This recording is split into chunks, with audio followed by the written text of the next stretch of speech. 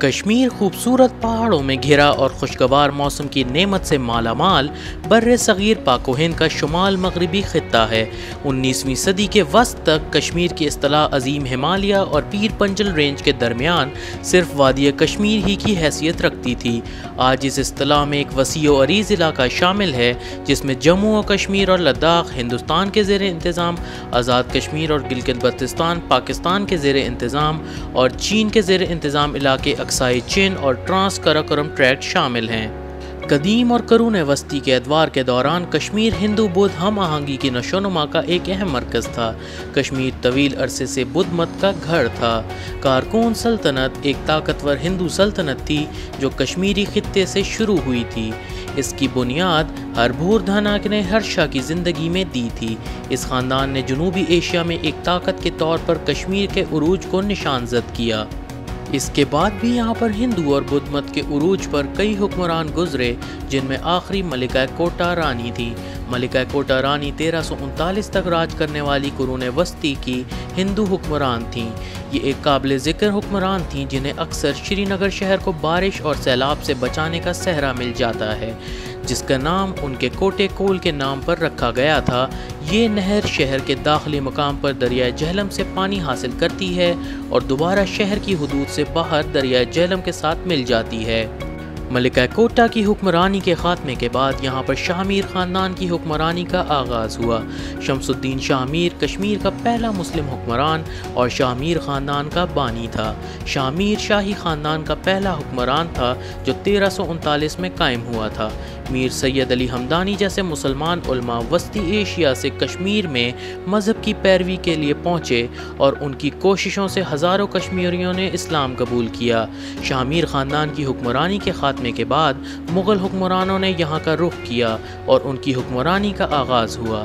مغل بادشاہ اکبر نے 1585 سے 1586 کے بیچ کشمیر کو فتح کیا اور یہاں پر موجود سنی شیعہ تفرقے کا فائدہ اٹھاتے ہوئے یہاں پہ کشمیری مسلم حکمرانی کا خاتمہ کیا۔ اکبر نے اس کابل صوبہ کو جو جدید دور کا شمال مشرقی افغانستان، شمالی پاکستان اور ہندوستان کی وادی کشمیر پر محیط ہے، اس میں شامل کیا، لیکن شاہ جہاں نے اسے علیحدہ صوبہ بنا کر شری نگر میں اپنی نشست حاصل کر لی۔ مغل حکمرانوں کے جانے کے بعد افغانی یہاں پر قابض ہوئے۔ افغان درانی خاندان کے درانی سلطنت نے 1751 سے کشمیر پر کنٹرول کیا۔ جب 15ویں مغل بادشاہ شہنشاہ احمد شاہ بہادر کے وائس رائے معین الملک نے درانی بانی احمد شاہ درانی کو شکست دی اور اسے بحال کیا۔ 1819 میں وادی کشمیر کا کنٹرول درانی خاندان جو کہ افغانستان سے تعلق رکھتا تھا سے سکھوں کی فوج جو کہ رنجیت سنگھ کے ماتحت تھی کے حوالے کر دیا گیا، اور اس طرح کشمیر میں 4 صدیوں سے چلا آ رہا مسلمانوں کی حکمرانی کا سلسلہ اختتام پذیر ہوا۔ کشمیری افغانیوں کی حکومت کے ستائے ہوئے تھے جس وجہ سے انہوں نے سکھ حکمرانوں کا استقبال کیا، لیکن یہ ان کے لیے بہت بھاری ثابت ہوا۔ سکھوں نے بہت سے قوانین تبدیل کیے اور ان کو سختی سے نافذ العمل لایا گیا۔ 1845 میں پہلی اینگلو سکھ جنگ کا آغاز ہوا۔ اس جنگ میں 2 معاہدے طے پائے، جس میں لاہور یعنی کہ ویسٹ پنجاب کو برٹش کے حوالے کیا جائے اور دوسرا یہ کہ کشمیر سکھوں کے حوالے کیا جائے گا۔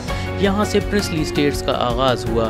1941 برٹش سینسس آف انڈیا کے تحت کشمیر میں بھاری اکثریت مسلمانوں کی تھی جو کہ آبادی کا 77% حصہ تھا، اور اس کے بعد ہندو 20% اور باقی کے 3% میں بدھسٹ اور سکھ شامل تھے۔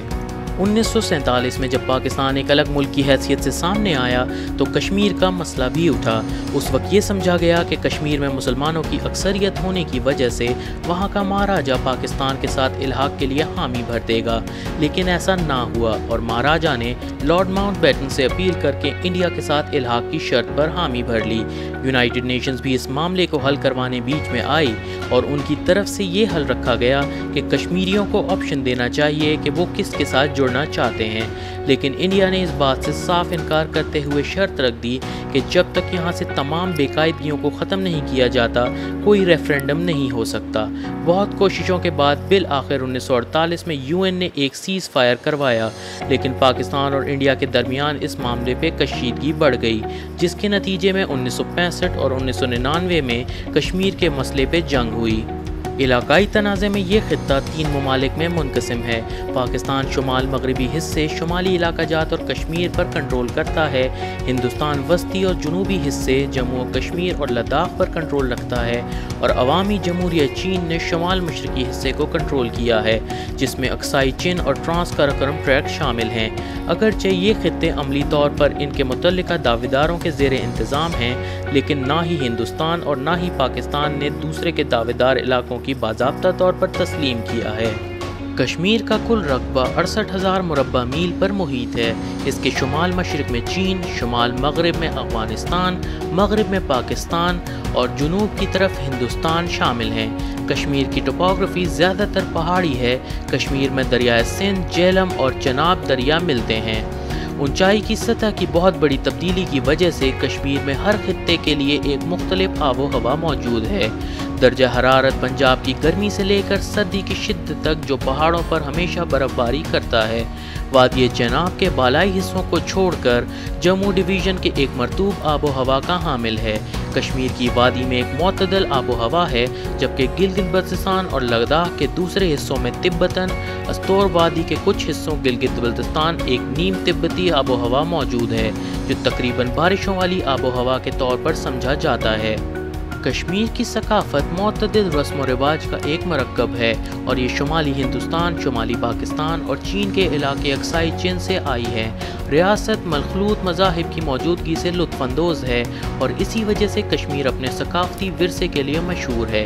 اس سے ہندو، سکھ، مسلمان اور بدھسٹ لوگوں کا اتحاد ہے، جو اپنی ثقافت کو اپناتے ہوئے کشمیر کو مزید خوبصورت بناتے ہیں، جس سے ان کے طرز زندگی میں بہت سی تبدیلیاں لائی ہیں۔ اگر بات کی جائے کشمیر میں موجود پکوانوں کی، تو گوشت کے مشہور پکوان کشمیری کباب، روغن جوش، یخنی، پسندہ، سیون آلو اور میتھی کیما شامل ہیں۔ سبھی سبزی خور محبت کرنے والوں کے پاس انتخاب کرنے کے لیے بہت کچھ ہوگا۔ سبزی خوردنی کی مشہور کھانے میں سے کچھ میں ہاک راجما، زردہ وغیرہ شامل ہیں۔ کھانے کو ایک دلچسپ ذائقہ دینے کے لیے یہ برتن پنیر کے ساتھ تازہ سبزیوں کے ساتھ تیار کیے جاتے ہیں۔ اب بات کرتے ہیں یہاں پر پہنے جانے والے ملبوسات کی، تو کشمیریوں کا لباس بہت رنگین اور دلکش ہے۔